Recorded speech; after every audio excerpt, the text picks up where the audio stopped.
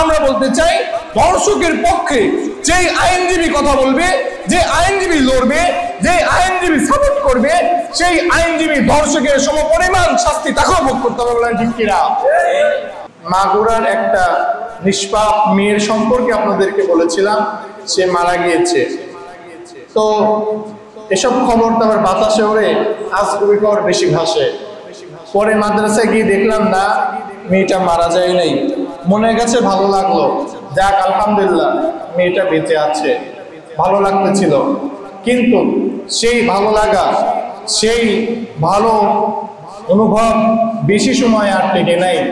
গতকালকে দুপুরবেলা যখন নিউজটা দেখলাম যে মেয়েটা মারা গিয়েছে, আল্লাহ পাকের কি ফায়সালা ছিল, মেয়েটা মারা যাওয়ার আগে 20 থেকে 30 সেকেন্ড সে কথা বলতে পেরেছিল।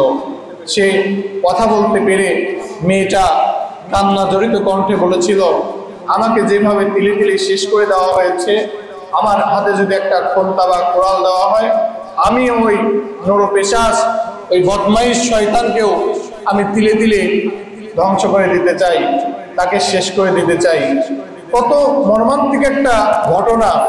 এত ছোট একটা মেয়ে, যেই মেয়ে যৌনাত্ম সম্পর্কে বোঝেও না, জানেও না তার সাথে কি করা হচ্ছে, সে বিষয়টাও জানে না। সেই বদমাইশের দল একজন নয়, 2 জন মিলে মেয়েটাকে যেভাবে ধর্ষণ করা হয়েছে, শুধু ধর্ষণ করেই শেষ করে দেয় নাই, মেয়েটার শরীরের মধ্যে বিভিন্ন কায়দায় আঘাত করা হয়েছে যেন মেয়েটা বাঁচতে না পারে। মেয়েটা আমরা অ্যাম্বুলেন্সের মধ্যে দেখেছি বারবার কেঁপে উঠতেছিল। যখন তাকে আইসিইউর মধ্যে ঢুকানো হয়েছে, মেয়েটা শ্বাস প্রশ্বাস নিতে পারতেছিল না। মেয়েটার শরীর কাঁপুনি শুরু হয়ে গিয়েছিল, মেয়েটির শরীরের মধ্যে জ্বালা পোড়া শুরু হয়ে গিয়েছিল। এ তো গেল গতকালকের সেই আসিয়া নামক নিষ্পাপ একটা মেয়ের ঘটনা, যেটা আমরা ফেসবুক, ইন্টারনেট, ইউটিউবের মাধ্যমে কম বেশি সবাই দেখেছি। গতকালকে দেখলাম সিরাজগঞ্জে একটা মেয়ে ক্লাস 2 পড়ে, এরকম একটা মেয়ে ধর্ষিতা হয়েছে, বলেন নাউজুবিল্লাহ।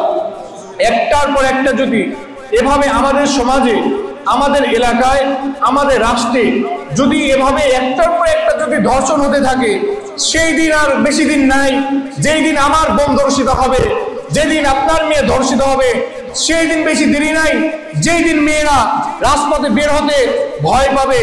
জাহিলিয়াতের জুলুম, জাহিলিয়াতের নির্মমতা বর্তমান আমাদের সমাজেও চালু হয়েছে, বলেন ঠিক কিনা? এটা কেন হয়েছে? এটা কেন হয়েছে? এটা হয় কারণ হলো আমরা রাসূলুল্লাহর আদর্শ থেকে দূরে সরে এসেছি। আমরা রাসূল থেকে দূরে সরে এসেছি।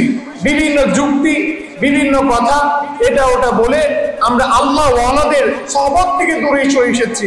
আমাদের নফসিয়াতকে আমরা যেমন ইচ্ছা সেভাবে চালাচ্ছি। আমাদের নফসিয়াতকে ঠিক করার জন্য যদি আমরা একটা ডাক্তার ঠিক করতাম, যদি আমরা একটা হাকিম ঠিক করতাম, যদি আমরা একজন আলেমকে ঠিক করতাম, যদি আমরা একজন শায়েখকে ঠিক করতাম, আল্লাহর কসম করে বলতেছি এই জাহিলিয়াতপূর্ণ এই দৃশ্য আমাদের দেখা লাগতো না। কথা বলেন ঠিক কিনা? আল্লাহ ওয়ালাদের থেকে দূরে থাকলে এরকমই হবে। একজন রোগী, চুলকানির রোগী, সে যদি সঠিক সময় চিকিৎসা না করায়, ওই চুলকানি রোগী এক সময় কিন্তু ক্যান্সার রোগে আক্রান্ত হয়। কি বলেন, হয় কি হয় না? নফসের ছোট ছোট বিষয় যদি আমরা চিকিৎসা না করি, আল্লাহ ওয়ালাদের থেকে যদি পরামর্শ না নেই, তাহলে আমাদের নফসিয়াত ঠিক হবে না। আমরা যদি আলেমদের পিছে যদি আমরা না যাই, তারা যখন ডাক দেয় তাদের পিছে যদি আমরা তাদের ডাকে যদি সাড়া না দেই, এই জমিনের মধ্যে যদি ইসলামী হুকুমত কায়েম না হয়, বারবার দল পরিবর্তন হবে, বারবার নেতা পরিবর্তন হবে। আল্লাহর কসম করে বলতেছি, এই জমিনের মধ্যে ধর্ষণ, লুটতরাজ, চাঁদাবাজি, আপনার জুলুম, ব্যভিচারী, জিনা, অপকর্ম, সুদ, ঘুষ কোশ্চিন কারো এই জমিন থেকে বন্ধ হবে না। কথা বলেন ঠিক কিনা? সম্মানিত হাজিরিন, এই আসিয়া নামক মেয়েটা ধর্ষিত হলো।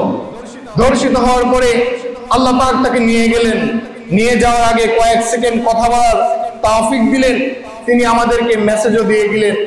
এখন এই ধর্ষকের বিচার নিয়ে নতুন নতুন আবার নাটক শুরু হয়।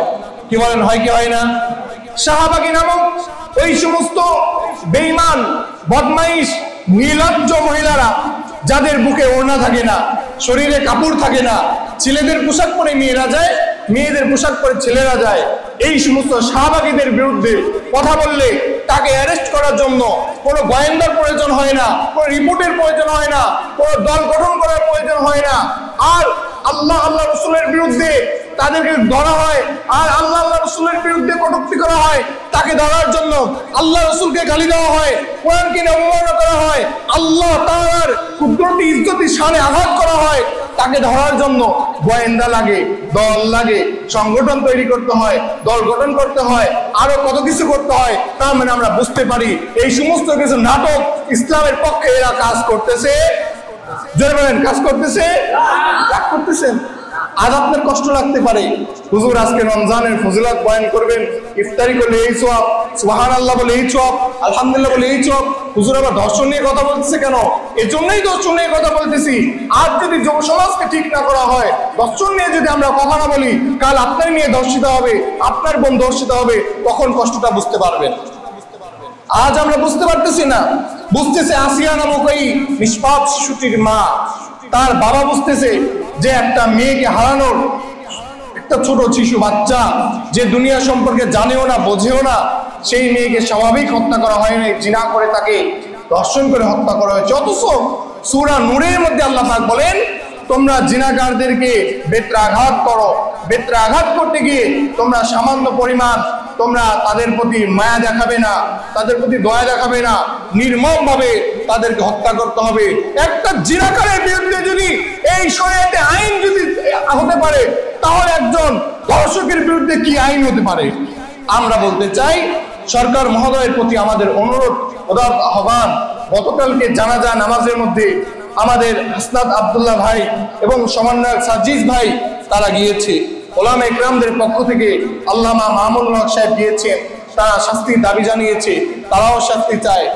এই ধর্ষক যে, এই নরপিশাচ বদমাইশ, তার মা বলেছে, আমার ছেলেকে আমি আইনের হাতে তুলে দিয়েছি, তোমাদের যা ইচ্ছা তোমরা করো। মা হয়ে সন্তানের শাস্তি চায়। আর বাংলাদেশের মধ্যে কিছু সেকুলার নাস্তিক তারা এই ধর্ষককে বাঁচানোর জন্য আইনজীবী সেট করতেছে। আমরা বলতে চাই, ধর্ষকের পক্ষে যেই আইনজীবী কথা বলবে, যে আইনজীবী লড়বে, যে আইনজীবী সাপোর্ট করবে, সেই আইনজীবী ধর্ষকের সমপরিমাণ শাস্তি তাকেও ভোগ করতে হবে, বলেন ঠিক কিনা? এই জন্য আমরা যুব সমাজ ফিরে আসি, আল্লাহ তাআলার মনোনীত ধর্ম ইসলাম, আল্লাহ রসুলের তরিকায় আমরা চলি।